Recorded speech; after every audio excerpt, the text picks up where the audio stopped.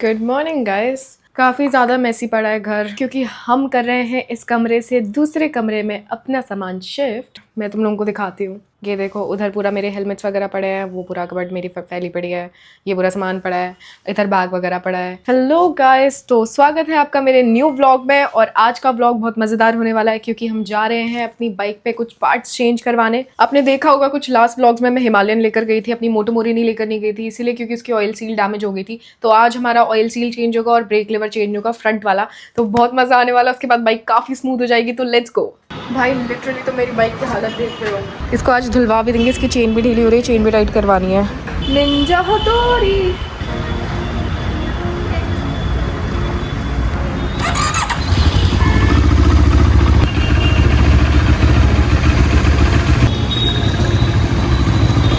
तो चले, D ring lock है, लेट्स गो। आप लोगों के काफी ज्यादा कमेंट्स आए थे कि दीदी आपकी आवाज ना आइसोलेट होने की वजह से ना काफी ज्यादा आइसोलेट हो जाती है, तो बाहर की आवाज भी नहीं आती और वो बहुत अजीब सा लगता है। तो मैंने इस चक्कर में अभी थोड़ा सा कैमरा में चेंजेस करे हैं, तो अब मुझे बताना कि अब आवाज कैसी आ रही है। अरे चचा, काफी दिनों से वेट करी थी यार मैं अपने पार्ट्स चेंज करवाने का, पर मैं ही करवा नहीं पा रही थी। जैसे कि अब तुम्हें इस व्लॉग में पता लग ही गया है कि मैं घर शिफ्ट कर रही हूँ, तो काफी ज्यादा चीजें चल रही है। हमारा मौसम भी बड़ा अजीब सा हो रहा है, ना ठंडी हो रही है ना गर्मी हो रही है, धूप आ रही है फिर कभी बारिश हो रही है।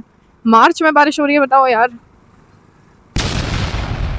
इतने समझदार लोग हैं भाई। इतना डेंजरस है ना इंडियन रोड्स पे चलाना, सीरियसली बता रही हूँ। एक अंकल इंडिकेटर इधर चल रहे हैं और जा इधर रहे भाई साहब, और पीछे वाला बंदा 80 की स्पीड पे, सोचो उसका क्या हाल होगा। और भाई इधर से सीधा इधर आने की कोशिश करते हैं, कट तो आगे है ना, ये देखो क्या मतलब है। ना इंडिकेटर ना कुछ। जो इंडिकेटर देते हैं वो उल्टा इंडिकेटर देते हैं, जो इंडिकेटर नहीं देते हैं उनका भगवान मालिक है। एक अंकल लिटरली चश्मा लगा के भाई अचानक से उन्होंने इधर कट मार लिया और भाई मैं स्पीड पे हूँ। मुझे तो समझ नहीं आता है। और ये ऐसे ये चलने वाले तो इतने आराम से चल रहे होते हैं, कोई मतलब ही नहीं है। अरे क्या, मेरे बाप की रोड है, आराम से चलूंगा मैं। मैंने अभी देखा यार, एक जीटी वाले का एक्सीडेंट हुआ है बहुत बुरा। 17 ईयर्स का था वो बच्चा, माइनर था, लाइसेंस वगैरह कुछ नहीं था उसके पास, और वो एक स्कूटी वाले पे जाके इंस्टेंटली डेथ हो गई उन दोनों की। यार मैं तो ये सोच रही हूँ, चलो वो तो फिर भी स्पीड कर रहा था, और स्कूटी वाला बेचारा वो तो कुछ भी नहीं कर रहा था ना यार। मैं घर से बाहर निकली हूँ और धूप को आना है क्योंकि मैं निकली हूँ, समझ रहे हो। अभी तक छाँव हो रही थी, मस्त बारिश का मौसम। और बताओ यार क्या सी चल रही है जिंदगी तुम लोगों की। एक हफ्ते से मेरे भी व्लॉग्स नहीं आए हैं। एक बार मैं शिफ्ट कर लूँ ना, आई प्रॉमिस यू गाइस, मैं बहुत ज़्यादा व्लॉग्स बनाने वाली हूँ और मैंने बहुत कुछ प्लान कर रखा है। बट भाई एक बार अभी वाला प्रेशर खत्म हो जाए मेरे ऊपर से, फिर तुम देखना, देखते देखते तुम थक जाओगे, लेकिन मैं डालते डालते नहीं थकूंगी।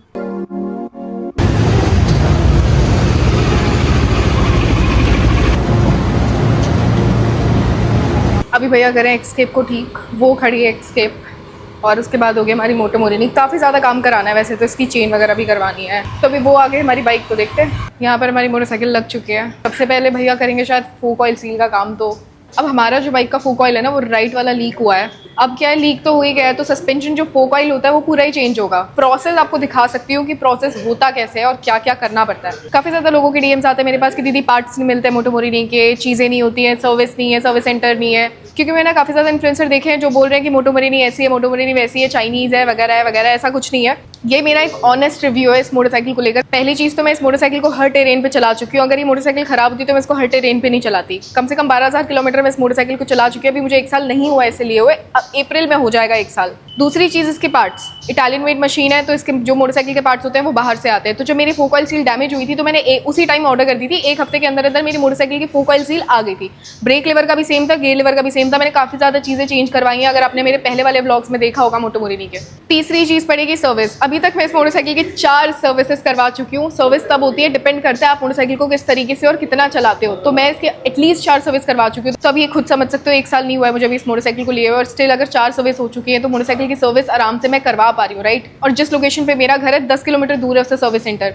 सर्विस सेंटर बहुत सारी जगह मिल जाएंगे आपको, दिल्ली में मिल जाएंगे, नोएडा में मिल जाएंगे। इट्स नॉट लाइक कि मैं प्रमोशन करी मोटरसाइकिल को। मेरे को पर्सनली मोटरसाइकिल बहुत पसंद आई। पार काफी ज्यादा है यार, 650 सीसी होने के बाद भी काफी ज्यादा टॉर्क जनरेट करती है। तो मुझे नहीं लगता कि प्राइस के अकॉर्डिंग कुछ भी परेशानी आ रही है मुझे, ना मुझे पार्ट्स में परेशानी आ रही है, ना मुझे सर्विस में परेशानी आ रही है। बाकी बहुत ज्यादा बातें हो गई हैं। अब देखते हैं इस मोटरसाइकिल को पूरा ठीक कराने का प्रोसेस क्या होता है। तो अभी यहाँ पर हमारा पूरा व्हील खुलेगा। तो अभी हमारी व्हील की हालत कुछ इस तरीके से है, और अभी भैया खोल रहे हैं शॉकर। ऐसे लटक रहे हैं मुझे पिन भी सीधी करानी है, सब कुछ ही कराना है मुझे, सब कुछ ही। अब जैसे इसका जो क्लच है ना, वो एक तो हल्का सा मुड़ गया है, वो मैंने ठीक करवा दिया था, लेकिन वही है कि मतलब मेरे हाथ पे सेट नहीं हो पा रहा था। मेरी उंगलियां भी छोटी है तो मुझे अपने हिसाब से क्लच एडजस्ट करवाना पड़ता है ताकि मैं 2 फिंगर से क्लच इन कर पाऊँ। और अभी ये लगे हैं अपने कामों में। बहुत सारी चीज़ें होती हैं यार एक मोटरसाइकिल को खोलने के बाद, मतलब तुम समझ रहे हो, एक इतने सारे नट्स, इतनी सारी चीज़ें, अलग अलग पार्ट्स, पता नहीं मैकेनिक बन जाना चाहिए मुझे लग रहा है।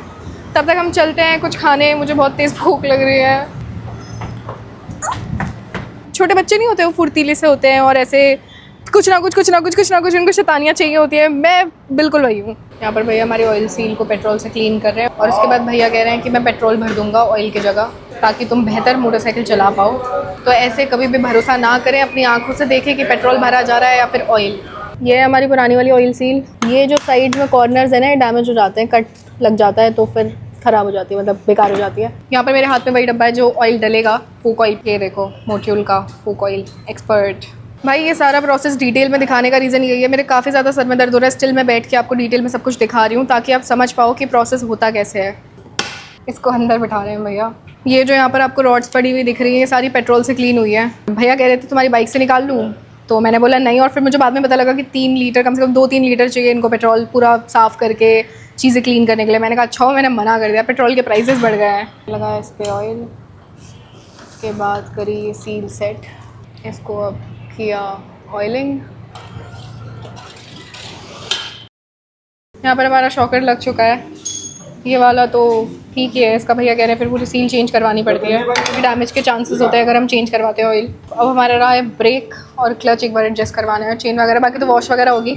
सर्विस के लिए मैं सेपरेट व्लॉग बनाऊंगी दोबारा से, कितने हज़ार किलोमीटर पे मैं सर्विस करवा रही हूँ और फिर क्या क्या है चीज़ें, और फिर इंस्टाग्राम के लिए भी बनाना है, तो मैं सोचूं सर्विस बाद में ही करवाएंगे इस मोटरसाइकिल की। और अभी मेरे पास भी टाइम नहीं है, काफ़ी ज़्यादा चीज़ें चल रही हैं, शिफ्टिंग वगैरह, एज यू नो काफ़ी ज़्यादा रिस्क था क्योंकि इसका जो पूरा ऑयल था ना वो नीचे ब्रेक पैड्स पे आ रहा था, तो उससे क्या होता है ब्रेक्स में काफ़ी ज़्यादा प्रॉब्लम आने लग जाती है। तो मुझे काफ़ी वक्त से चेंज करवाना था, इसलिए मोटरसाइकिल काइंड ऑफ खड़ी थी, मैं चला नहीं रही थी इसी वजह से, क्योंकि पूरा ना उसके बाद ऑयल आपके टायर पर भी आ रहा था, तो टायर के स्लिप होने के चांसेस ज़्यादा होते हैं। तो हाँ, अभी यहाँ पर भैया ब्रेक ठीक कर रहे हैं, उसके बाद हमारा व्हील लगेगा।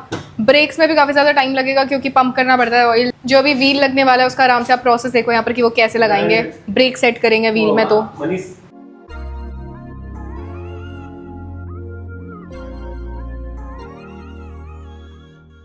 यहाँ पर हमारे ब्रेक पैड्स क्लीन हो गए हैं, ब्रेक पैड्स भैया ने लगा भी दिए हैं, सारा काम हो गया है, बस अब व्हील लगाना है और ब्रेक चेंज करना है। जो ओरिजिनल ब्रेक लेवर आता है आपका कंपनी से, मैं वो लगा रही हूँ दोबारा से क्योंकि पहले वो टूट गया था, तो काफ़ी वक्त से पार्ट ऑर्डर किया हुआ था, आ गया था, बट मैं ही काफ़ी टाइम से मोटरसाइकिल चला रही थी, बट ठीक है आज साथ ही साथ वो भी चेंज हो जाएगा। यहाँ पर हमारी गियर पिन एडजस्ट हो रही है। टायरॉइड का क्या हुआ था, एक बार जब मोटरसाइकिल हल्की से खड़े खड़े गिर गई थी तो मोटरसाइकिल का जो टायरॉइड था वो हल्का से टिल्ट हो गया था, तो टिल्ट की वजह से मुझे प्रॉब्लम लगी थी काफ़ी ज़्यादा। तो मैंने बाहर इसलिए मोटरसाइकिल नहीं खुलवाई क्योंकि मैं कुछ भी करवाती हूँ तो 10 प्रॉब्लम और आ जाती है, इसलिए मैंने सोचा था जब मैं मोटरसाइकिल लेकर आऊँगी सर्विस सेंटर तभी करवाऊंगी। वैसे कोशिश ये रहती है कि टूटे ना, क्योंकि हल्का सा भी ज़्यादा हम करते हैं तो टूटने का भी डर लगता है। यहाँ पर हमारा गियर का इशू सॉर्ट हो गया, फूक ऑयल सील का इशू सॉर्ट हो गया, एक ही चीज़ बची है वो है हमारा ब्रेक लेवर ही चेंज नहीं होगा, पूरी असेंबली चेंज होगी बेसिकली। तो ये है हमारा ओरिजिनल लेवर, इसका लेवर कम से कम 13,000 रुपये का है जो मुझे पड़ा था, पूरी असेंबली मिलाकर थी 45,000 समथिंग की। और कभी भी आप ओरिजिनल जो मास्टर सिलेंडर होता है ओरिजिनल असेंबली के साथ आप कभी भी ऐसे बाहर के लेवर्स नहीं लगा सकते, आपको या तो पूरा ब्रेक लेवर पूरी असेंबली चेंज करानी पड़ती है। अगर ओरिजिनल भी लगा रहे हो तो मैंने ये वाला पार्ट रखा हुआ था, जैसे मैं हमेशा बोलती हूँ अपने पार्ट संभाल के रख लिया करो, ये वाला पार्ट रखा हुआ था, तो सिर्फ और सिर्फ मुझे क्लच लेवर 13,000 रुपये का पड़ा है, तो क्लच लेवर लगा के बहुत ईजी हो गया। लेकिन अगर मैं पूरी असेंबली लेती तो फालतू खर्चा पड़ता यार। ओरिजिनल लेवर की ना बात ही बहुत ज़्यादा डिफरेंस है, जब आप मोटरसाइकिल चलाते हो ना आपको वो डिफरेंस समझ में आता है जब आप पुल करते हो। और क्वालिटी काफी ज्यादा अच्छी है नो डाउट, क्योंकि ये 3-4 बार जब गिरी थी मोटरसाइकिल तब भी वो टूटा नहीं था, बस मुड़ गया था। सेम चीज हुई थी मेरे क्लच लेवर के साथ भी, अभी भी अगर एक बार भी गिरती है तो ऐसा नहीं कि टूट जाता है, मुड़ जाता है। और यहाँ पर एक आपको देखा होगा आपने, यहाँ पर एक आपको लाइन दी जाती है, मोटरसाइकिल ज्यादा जोर से इम्पैक्ट लेती है और अगर ज्यादा जोर से भी गिरती है तो आपका ये वाला हिस्सा टूट जाएगा, बट पूरा लेवर नहीं टूटेगा। ये जो लाइन होती है वो सेफर साइड के लिए दी जाती है आपको। तो अभी जो हमारा ओरिजिनल मास्टर सिलेंडर है वो लग चुका है, अब लगेगा ये वाला क्लच लेवर। और मोटो मोरिनी में आपको ब्रेम्बो के ब्रेक्स मिलते हैं, तो ऑलरेडी बहुत ज्यादा बेस्ट ब्रेक्स थे। यहाँ पर भैया इसमें ऑयल भर रहा है, ब्रेक ऑयल। तो यहाँ पर हमारा लेवर भी बदल चुका है, ऑयल भी डल चुका है, बस इसे पंप करेंगे आई गेस। यहाँ पर मैं मार रही हूँ पेंट बहुत हल्का हल्का। हमारा सारा काम हो चुका है, बस चेन एडजस्ट रह रही है और बाइक वॉश होगी। तो यहाँ पर हमारा सारा काम हो चुका है। और मैंने जब ये वाला कूलेंट देखा भी, लेवल देखा, तो मुझे काफ़ी ज़्यादा लो लगा। तो मैंने भैया से बोला कूलेंट टॉप अप करोगे ना? भैया कह रहे हैं हाँ मैं डालूंगा। तो हाँ ठीक है, क्योंकि काफ़ी ज़्यादा लो पे आ गया है। ये भैया ने यहाँ पर कुछ जुगनू कलर का, हमारा मजाक कर रही हूँ, कूलेंट डाल दिया है। कलर कैसा होता है इसका, ग्रीन सा। अपना हमेशा कूलेंट लेवल भी चेक कर लिया करो, जैसे मैंने अभी चेक कर लिया था तो मुझे पता था कि लो है, तो मैंने टॉप अप करवा लिया। तो हमेशा ये चीज़ का भी ध्यान रखा करो। ध्यान क्यों नहीं रखते तुम लोग? सारा ध्यान मुझे ही रखना पड़ता है तुम लोगों का। अब चलते हैं मस्त घर। अब ये पानी की वजह से एरर दिखा रहा है थर्ड गियर। भाई ब्रेक में ना ज़मीन आसमान का डिफरेंस दिख रहा है, ज़मीन आसमान का। बस यही है कि कॉम्बिनेशन में अभी के लिए ब्रेकिंग करनी पड़ेगी। अब वो ऑयल का क्या था, फोक ऑयल सी लीक हुए जा रहा था जब मैं उसको चला भी रही थी 10-15 किलोमीटर भी। तो उससे क्या हो रहा था, ब्रेक पैड उसका पूरा ऑयल अब्जॉर्व कर ले रहे थे, जिसकी वजह से प्रॉब्लम आ रही थी। सब कुछ सॉर्टेड है, तो मैं ब्रेकिंग दिखाती हूँ इसकी।